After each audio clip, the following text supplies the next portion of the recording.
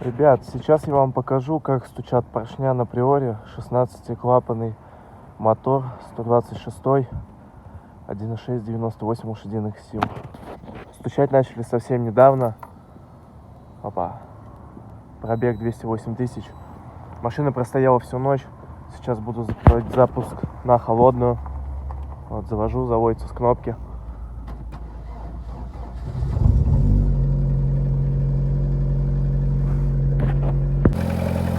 Вот, ребят, отключаю второй цилиндр.